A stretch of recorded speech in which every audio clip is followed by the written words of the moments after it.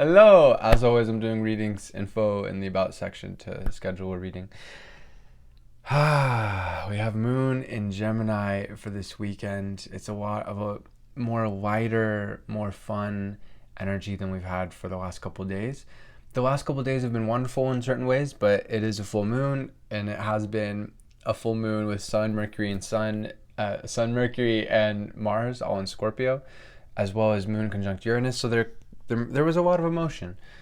And I think the most important thing, even where we are now, because we're still in much of the conditions of the full moon, and of course for the last several weeks, is we're in the breakthrough period still. So if you feel like you haven't had your breakthrough yet, because the last couple of days have, especially, but even just the last couple of weeks, have been such an opportunity to be able to break through in such a major way, to be able to grow, to transform, to get new ideas with Mercury, transiting Mercury opposite, transiting Uranus, to get new ideas specifically for action, to be able to move forward. This is a really exciting opportunity here. So if you're still stuck in fear, ask yourself that.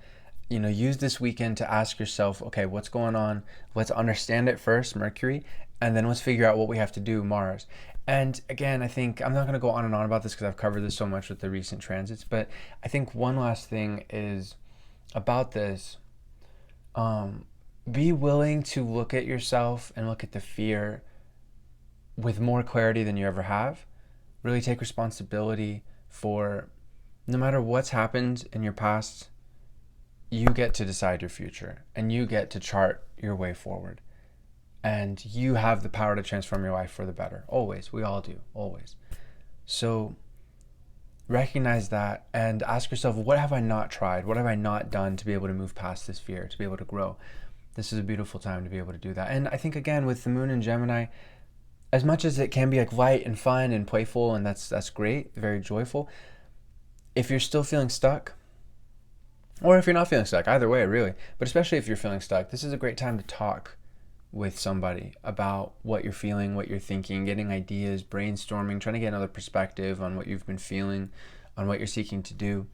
This is a good opportunity for us to access the major amount of air energy that's out there. We have Jupiter and Saturn in Aquarius, and again, we have the moon in Gemini for this weekend.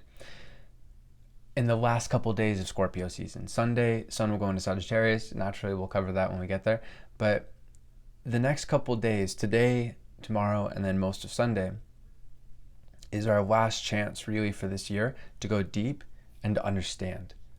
And in doing so, we can absolutely change the course of our life from here on out in really positive ways. And for the short term, but also for the long term as well. It's been a very intense season. I don't mean to try and make light of it, but that intensity is also a good thing. It helps us to focus, helps us to grow. So I hope that you're having a good time with that you're enjoying that. One last thing. So Venus will be in Capricorn for the next 4 months. I'm not sure. I think I might have mentioned that already for the last transit video. We'll cover that more as time goes on, but I really recommend checking out where Venus in Capricorn, the transiting Venus, is in terms of your natal chart. And essentially the way to do that is to look at your natal chart and then look at, so right now the degree of Venus is at 12 degrees and in Capricorn. So look at where your chart is as per Capricorn energy and then see as per the houses, okay, 12 degrees is where Venus is at. So for example, for me, that's my sixth house. Okay, what does that mean for me? That can be something that could be really helpful. Googling transiting Venus, whatever house it might be. Naturally, come get a reading. We'll cover it too on an incredible depth because I know this stuff naturally. I've been doing it for 10 years. That can be a lot easier. But however you get the information, I think this is really important information because understanding where this transit is going to be for the next 4 months, because usually it takes about 2 weeks for Venus to go be in a particular energy. So it's going to be there for 16 weeks, 8 times as long. This is a tremendous opportunity that we really should be focused on now because it's already present. The more we consciously understand about our relationship to that transit of Venus and Capricorn, the more we can use it to be able to grow, just like with every energy. And this can specifically help when it comes to finances, when it comes to our relationships, our friendships, but also our romantic relationship, our needs, how we understand what we need in terms of a relationship, how we give and receive love. It can help our careers, because Venus in Capricorn is very focused also on business relationships, on our workplace environment and being in a good place there and growing there and maybe making changes if need be. It's going to be different for everybody, but this is the main focus during this time.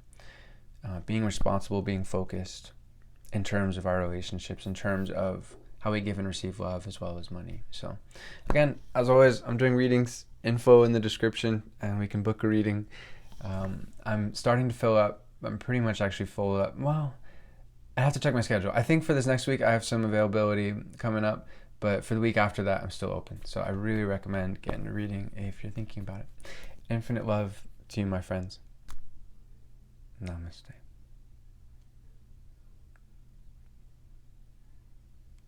Peace.